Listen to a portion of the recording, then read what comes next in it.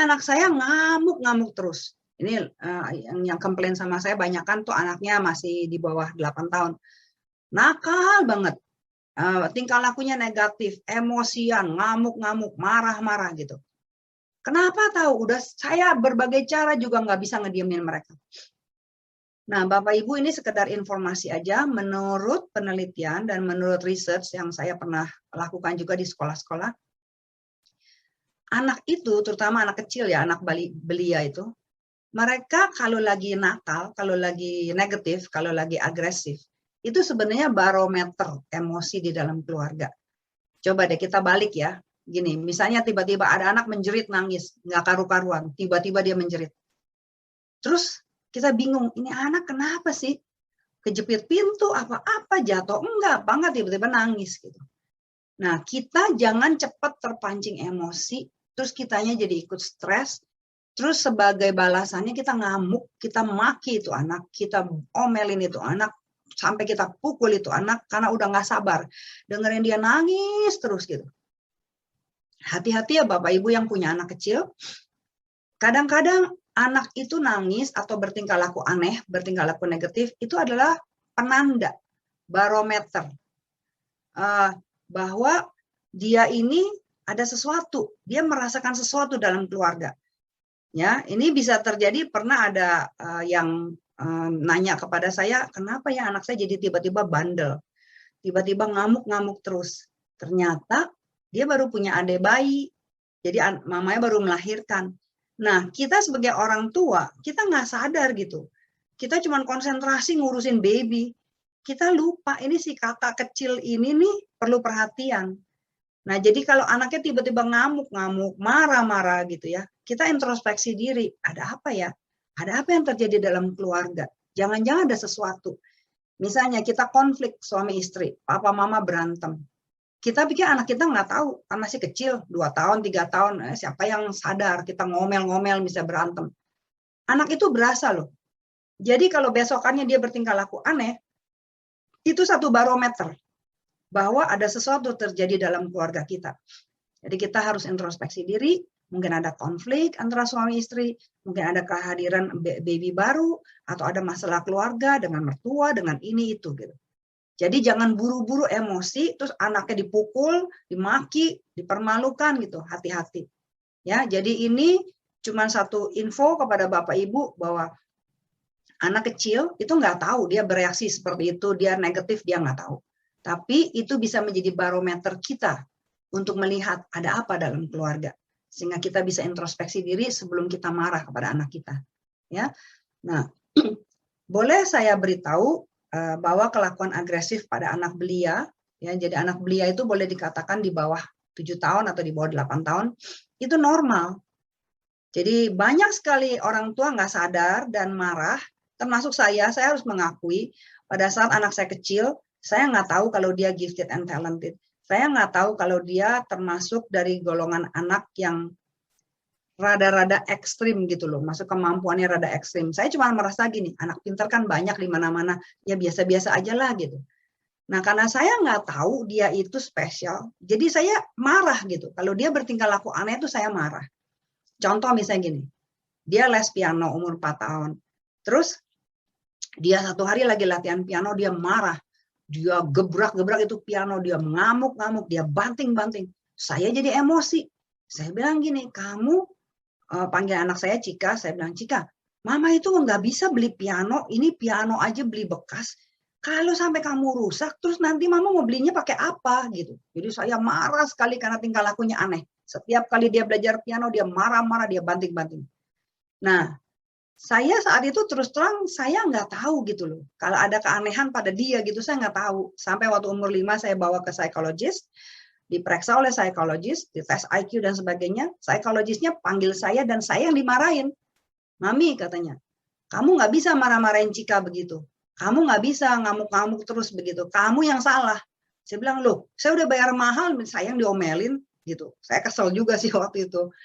Terus psikologis bilang begini, kamu tahu nggak, kepala dia sama tangan dia itu nggak sama.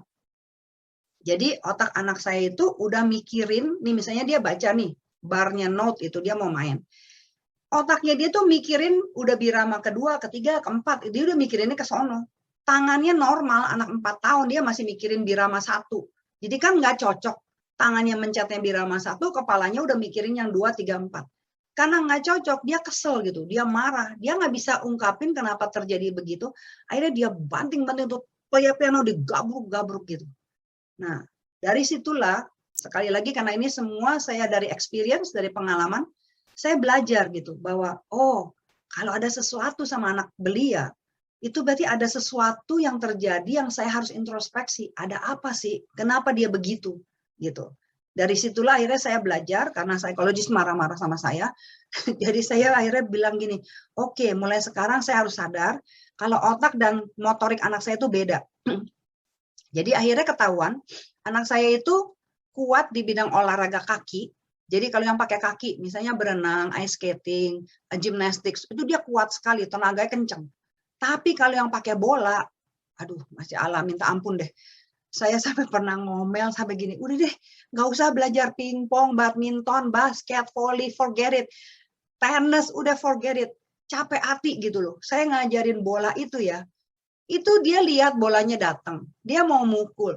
Itu raketnya nggak tahu kemana deh, mukulnya kemana gitu. Saya sampai pikir dia bercanda loh. Saya sampai pikir dia ngeledekin saya atau konyol gitu. Nah sekali lagi saya marah waktu itu.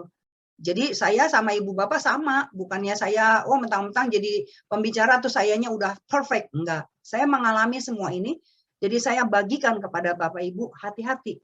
Kalau anak belia itu lagi konyol, lagi negatif gitu ya, kita harus introspeksi diri, ada apa terjadi di balik itu gitu. Nah, saya akhirnya tahu kalau anak saya itu koordinasi mata, kepala, tangan nggak sama. Jadi pada saat misalnya di tenis nih ya, gurunya lempar bola tenis gitu. Dia mikir kan, itu bola datang ke saya mesti pukul.